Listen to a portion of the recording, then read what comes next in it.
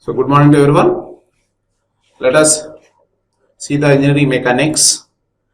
We know that it is very important subject in mechanic for the mechanical students particularly, in which describes the behavior of a body at rest. Mechanics means it may be defined as the science which describes and predicts the conditions of rest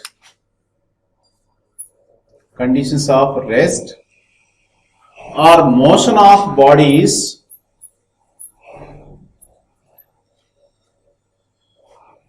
under the action of force or system of forces. Under the action of force or system of forces.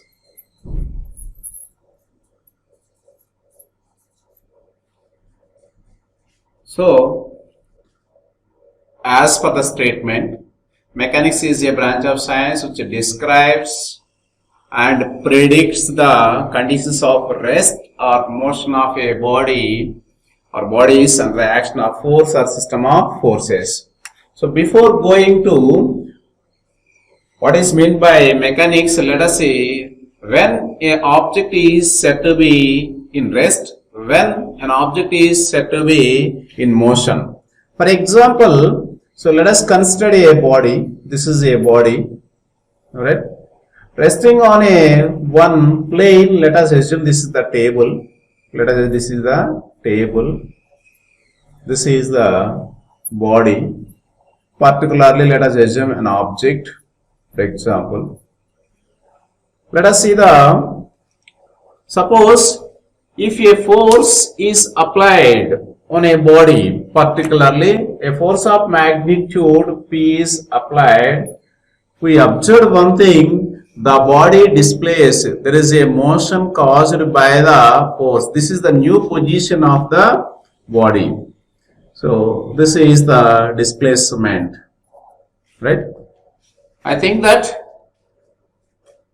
the same body is resting on the same table. If you observe, the position of the body remains same. Position of the body remains same. Simply, if we observe the first figure, so there is a change in its position. There is a change in its position with respect to with respect to the surroundings, that is with respect to the table in a particular period, then an object is said to be in motion. Simply. Then coming to the next one, say this is the figure 2. In figure 2, the position of the body remains same. Then the body is said to be at rest. Before going to describe the behavior of a body under the action of the force or system of forces, initially we must know the state or position of the body. If you observe the first figure, so whenever a force P is applied on the body, we observe one thing, the position of the body is changed. It means an object is said to be in motion if its position is changed. If its position is changed within a period with respect to the surroundings, then the body is said to be in motion. Otherwise, that body is known as rest.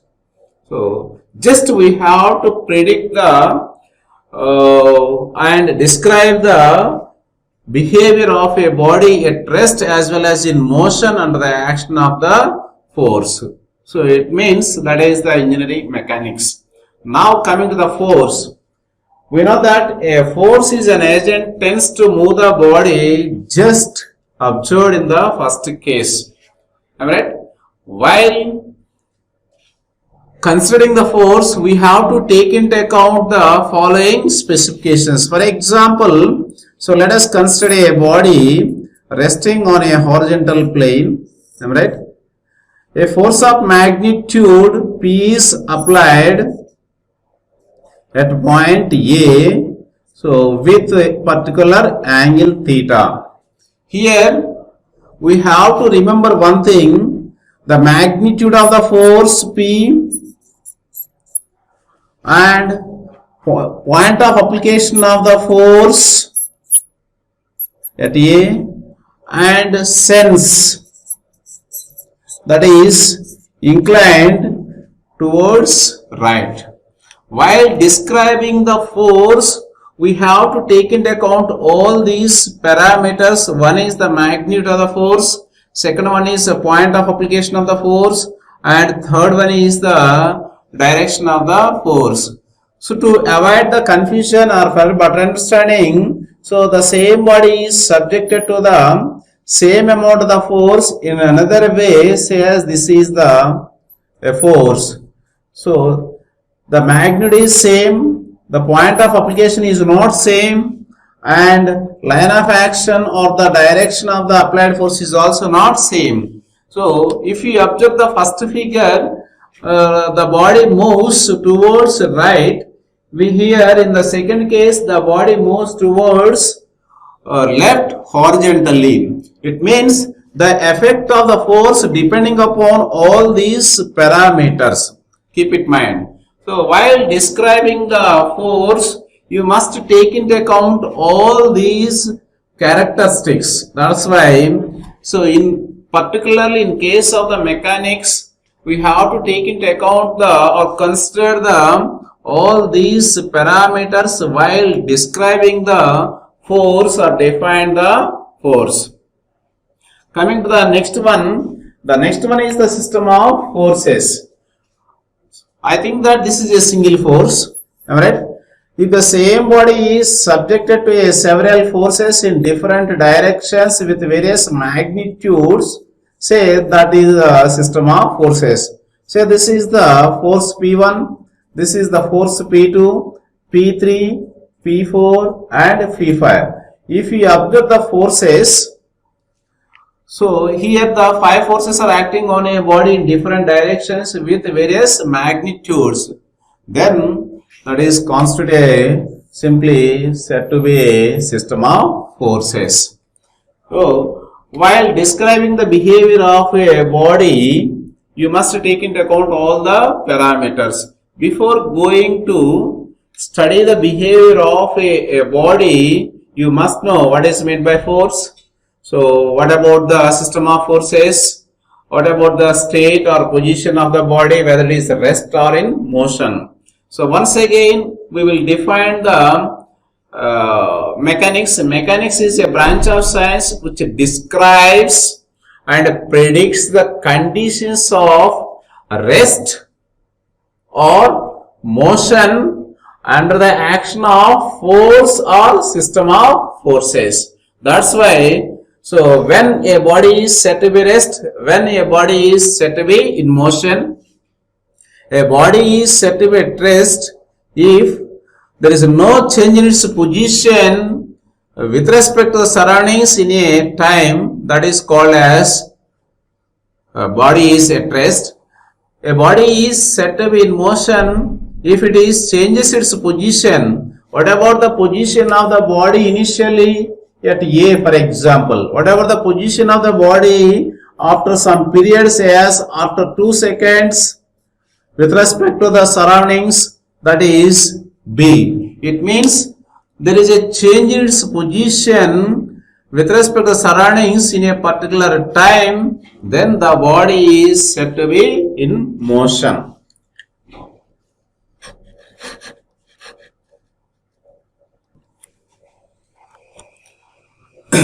Now see the classification of mechanics.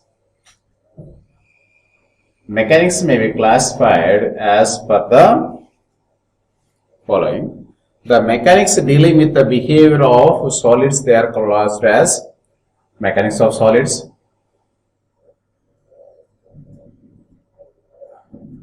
Mechanics further classified into broadly 2 groups.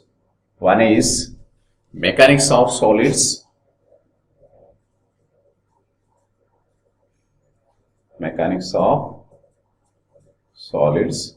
The second one is the mechanics of fluids. I think that we know the state of matter in three states. First one is the solid, second one is the liquid, third one is the fluid, gaseous state. So, suppose the mechanics dealing with the behavior of the solids called as mechanics of solids. The mechanics dealing with the behavior of the fluids, they are called as mechanics of fluids. Now let us describe in detail. I think that this is a solid particularly. This is a solid. Alright. Again, let us assume a steel or wood. This is a wood, for example. Now let us take one other material, say as this is rubber. This is a rubber, for example. This is rubber.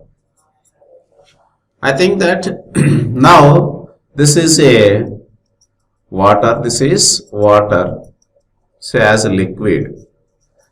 It is in a tub, for example. This is tub. I think that if it is resting on a horizontal plane, am I right? A force of magnitude P is applied if one of its end is fixed, or otherwise as there is no constraint.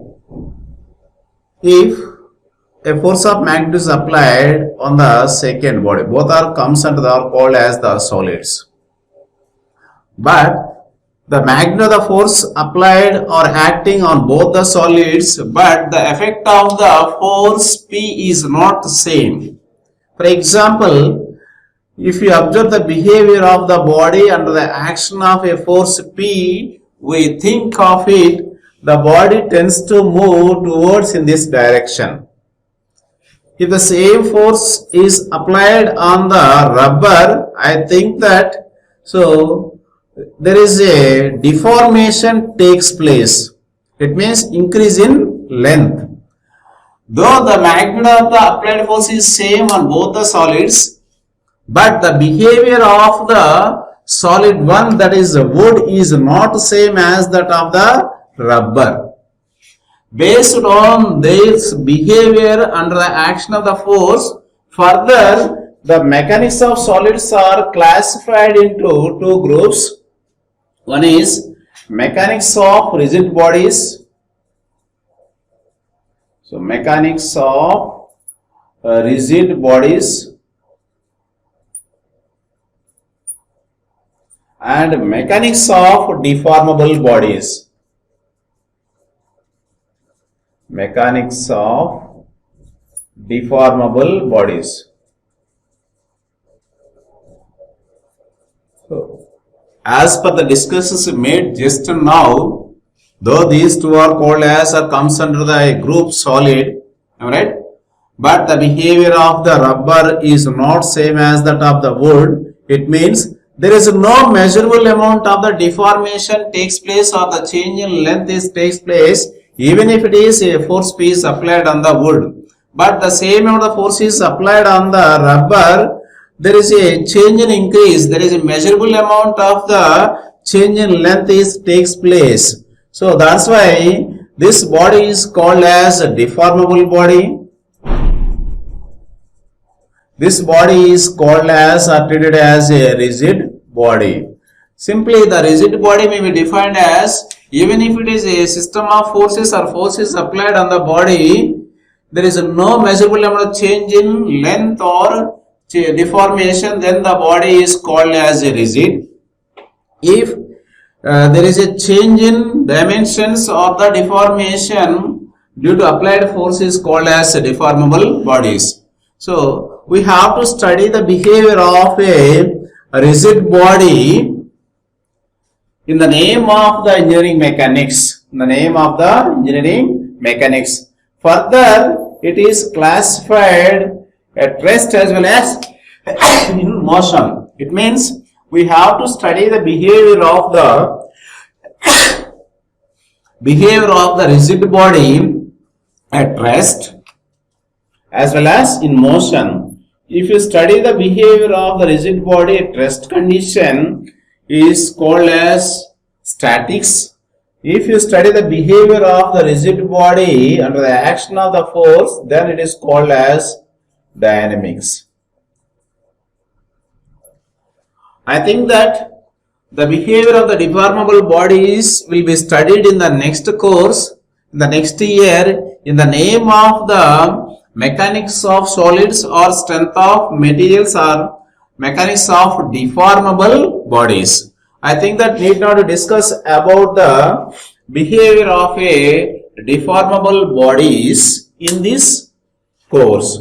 What we have to learn in the engineering mechanics subject, just we have to study the behavior of a rigid body under the action of the force or system of forces at rest condition as well as in motion. I think that you can study the behavior of a body under the action of the force or system of forces at rest as well as in motion. Now, coming to the deformable bodies, suppose if a force is applied on a particular body, let us say a particular material, that is the rubber, we notice the one thing, there is a change in length, that is increase in length and decrease in other dimensions, simply called as it deforms under the action of the applied force. That will be studied in the name of the strength of material in the next semester. Coming to the next one, fluid mechanics. So, suppose a stone is dropped in a water. Initially, the water is at rest condition. Once a stone is dropped in it, simply the water is disturbed. It means it is in motion. It is in motion.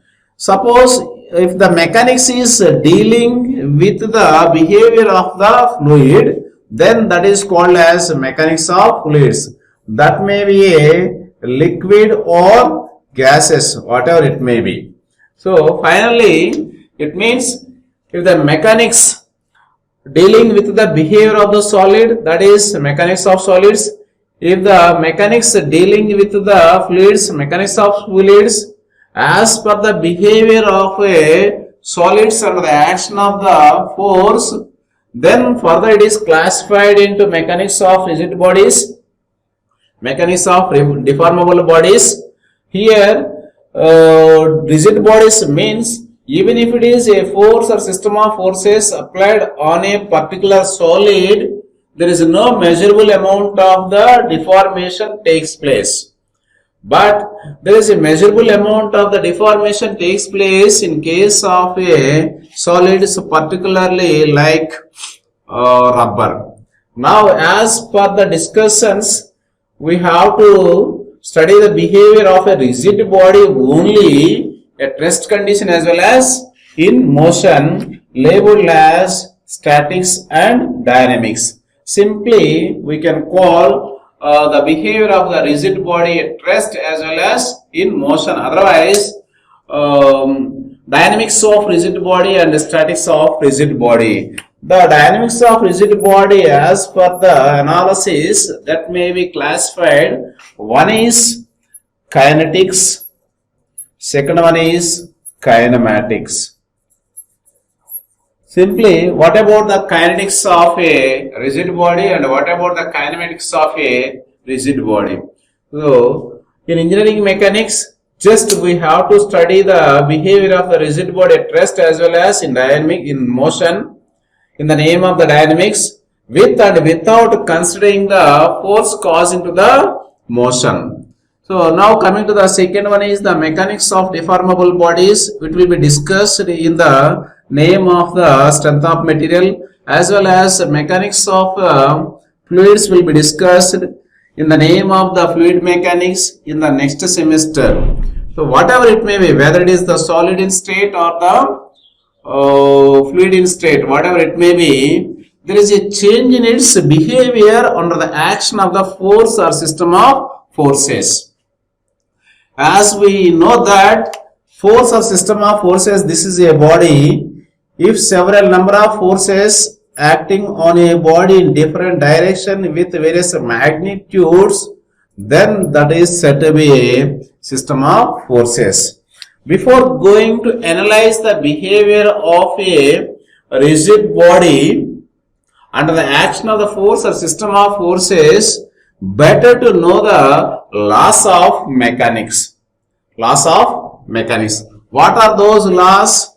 First one is, say as Newton's three laws. Newton's three laws. Second one is law of transmissibility and parallelogram law, and fourth one is the triangle law and polygon law. So these laws helps in analysis of a rigid body under the action of the force or system of forces.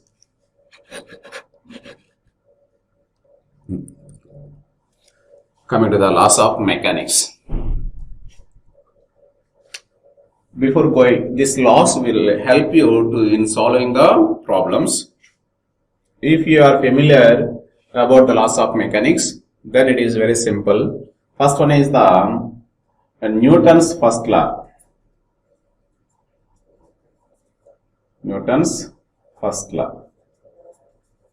As per the Newton's first law statement, simply let us consider this is a body. This is a body resting on a horizontal plane. Again, let us consider the same body is resting on the same plane. Alright. Suppose a force of magnitude is applied. A force of magnitude is applied on a second body. I think that the body is in motion. As we know that there is a change in its position, that is from position A to position B. It means this is a body is in motion. Right? I think that the body continues its motion. The body continues its motion. Then coming to the first case, suppose a body is at rest. It means there is no change in its position after 2 seconds also. The body moves from A to B in 2 seconds. Right? The body remains at position A after 2 seconds. It means the body is at rest. As we know that an object is said to be in rest, there is no change in its position with respect to surroundings. Here, for better understanding, this is an object, am I right?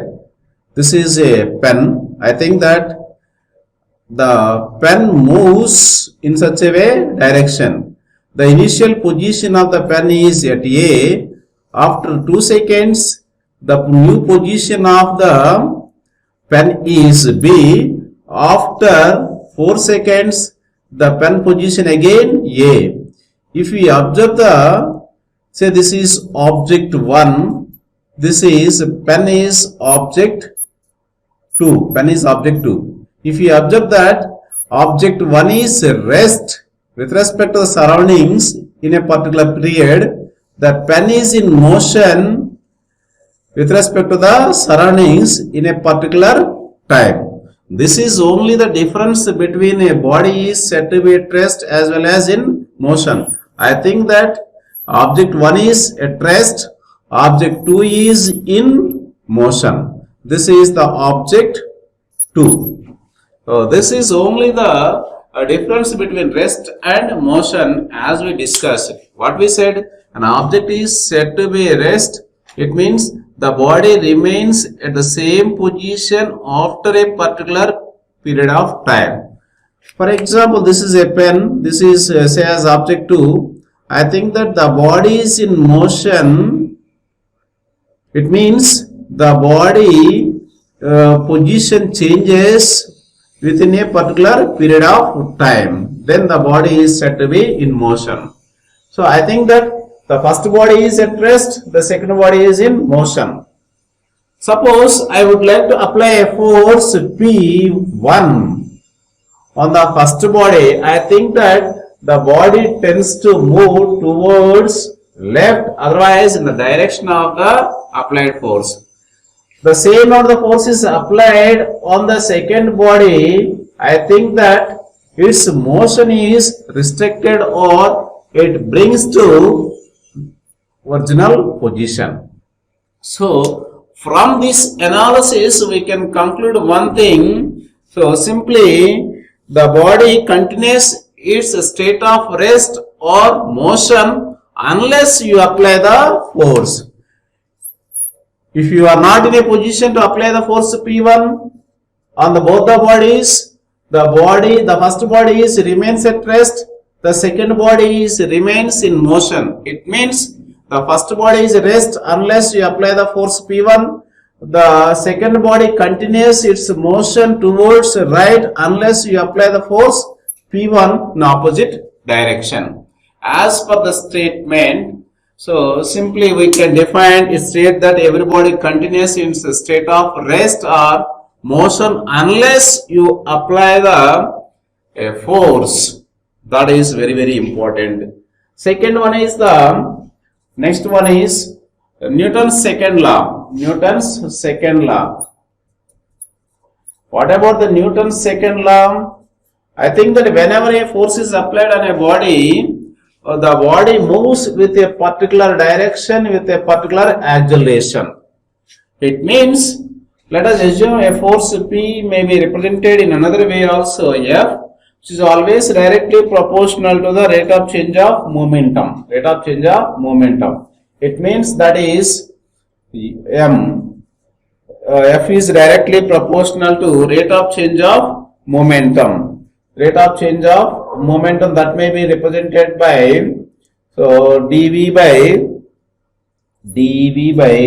dt. It means that is equal, very simple, F is equal to ma. That is second.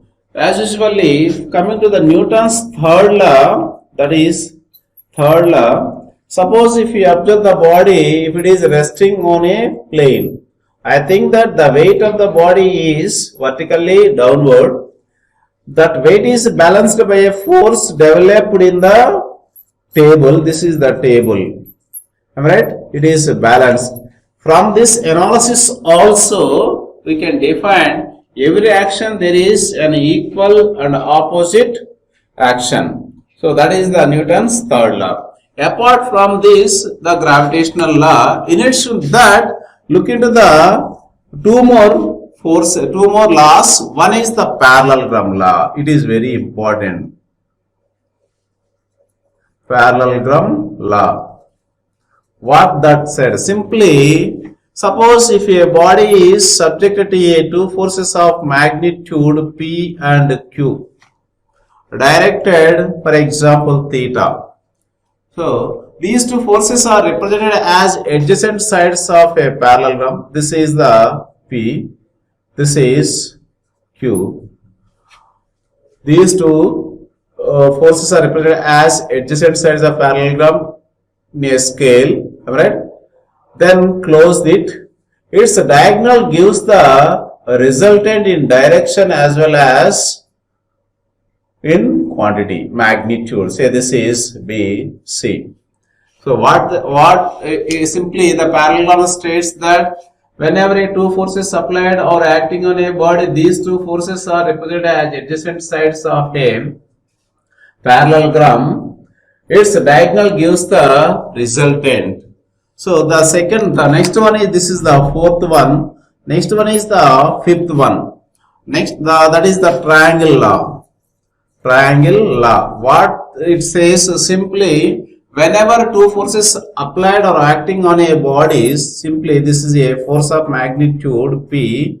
This is the second force of magnitude Q. These two forces are represented as adjacent sides in a triangle in order. This is the P, this is Q. The closing side gives its resultant. This is the resultant. I think that here there are one more term is known, that is a resultant. Why we have to calculate the resultant? I think that as per the applied force or according to the force system acting on a body, we think P tends to move a body towards right horizontally as per the applied force of magnitude Q. I think that body tends to move along the line of action of the Q, but it is not happened. The body always moves in a unique direction. That is very important one. That's why with these two explanations, with these two directions, we are unable to give the exact behavior of, unable to analyze the behavior of a body as per P and Q. That must be replaced by a single force, that is called as a R. For example, suppose this is a body, a force of magnitude P is applied, definitely we can say the body moves in the direction of the applied force P. If the same body is subjected to a second force of magnitude Q, you say that the body moves along the line of action of the Q. If the same body is subjected to combination of these two forces P and Q, so the body neither moves horizontally nor Q. It moves with its resultant direction, that is R. You are unable to describe the behavior of a body under the action of the two forces or two more forces. It is very difficult to explain its behavior with these courses separately in different direction. That's why we have to find out the resultant. The resultant is a single force that helps to describe the behavior of the body. Finally, I would like to conclude one thing. So, it is very difficult to describe the behavior of a body under the action of the force P and Q exactly. Am I right? With considering the P and Q, we can't say the exact behavior of a body. That's why that must be replaced by a single force, that is called as a result. Suppose the resultant of two forces may be found out by using another principle, that is the triangle law. Similarly, suppose if a body is subjected to a more than two forces, then here itself we are unable to describe the behavior of a force system of magnitude P1, P2, P3 with considering its magnitude and direction separately. So, it is very difficult to describe the behavior of a body under the action of the P1, P2, P3 with considering P1, P2, P3 separately. You must replace it by a single force, that is resultant. I think that the resultant of P1, P2, P3 says R. With this force, we can describe the behavior. It means in which direction, with what acceleration the body moves in a particular direction. That may be found out by using the polygon law. So, I think that finally we have to find out the resultant for the analysis of a body. By using the certain laws, you can find out the resultant. So, I think that today we covered or discussed what is meant by mechanics, what is the importance of mechanics and classification of mechanics. In addition to that, laws of mechanics, particularly we know the what is meant by the Newton's first law with the physical significance in detail, and the Newton's second law. It will help in solving the dynamics problems. And coming to the Newton's third law, in addition to the gravitational law, and two more laws are there. One is the parallelogram law, second one is the triangle law, fourth one is the polygon law. So these laws help to solve the problem or in analysis. In addition to that, let us see the one more thing, law of transmissibility. It will be discussed in the next class.